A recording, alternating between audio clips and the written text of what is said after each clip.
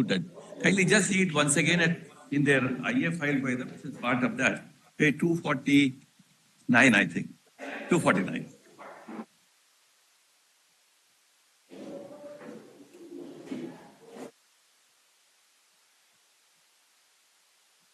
A town development council, to use a very native word, it's not a self-originating body. What do you call it in Sanskrit? Swayambhu. Swayambhu. It's not a Swayambhu.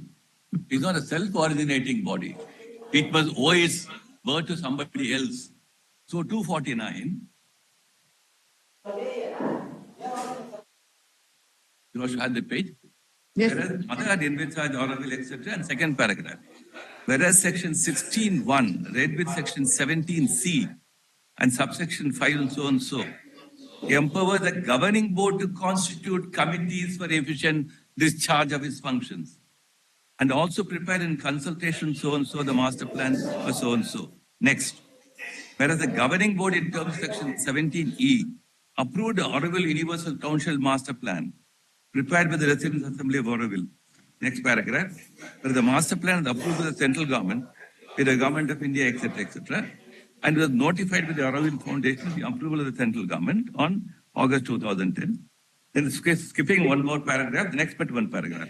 Now, therefore, the governing board, in terms of the provisions of the master plan, constitute the town development council, so, in consultation Residents' Assembly, through the working committee, for the purpose of implementation of the master plan, which includes Now, this town development council is a period of 4 years. Thereafter, will the town development council say, I will reconstitute myself eternally, perennially, in consultation with the Residents' Assembly? So you will not consult the governing board at all? The governing board will hang in isolation?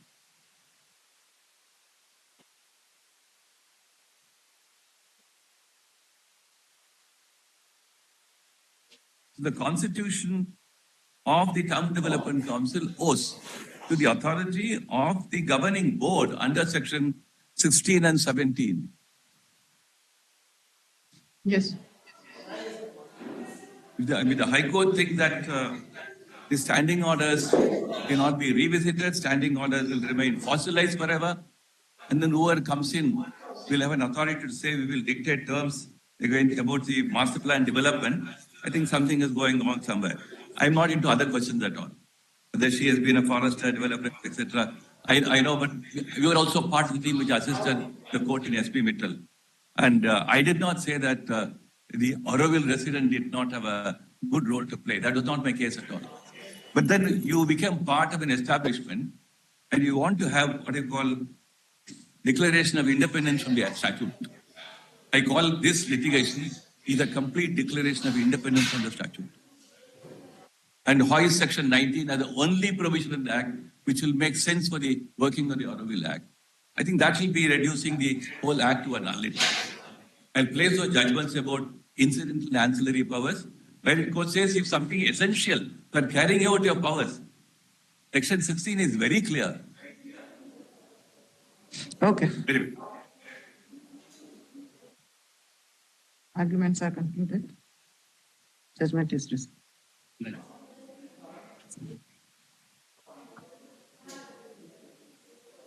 Yes, Mr. Ahmed. One small request. Council will be instructing my name for Auroville.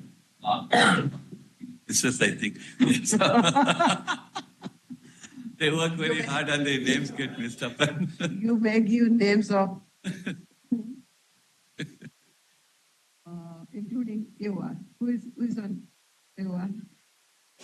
I think last time Mr. Vaibhav had argued, so yes, we had shown his name. Yes. And who else? I'll give 2 names. Yes.